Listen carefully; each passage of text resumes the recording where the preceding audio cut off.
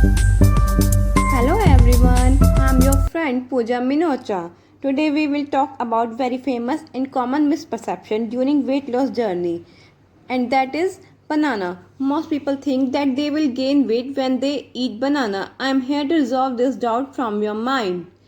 So without wasting any time, let's start the video. Bananas are among the most widely traded fruit in the world.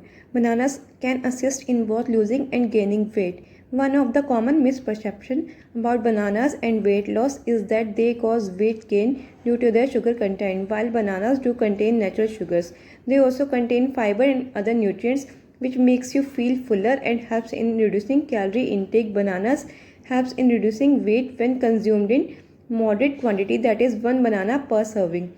Banana should be the part of your balanced diet for losing weight. You can add bananas in your meal by making weight loss smoothies, shakes, vegetable curry, etc., or you can make as per your choice. Let us learn more benefits of banana in weight loss. Number 1, good source of potassium. Number 2, regulate blood pressure. Number 3, helps you feel fuller for longer. Number 4, contains natural sugars. Number 5, rich in fiber and nutrients. Hope you like the video. Please like, share and subscribe my channel.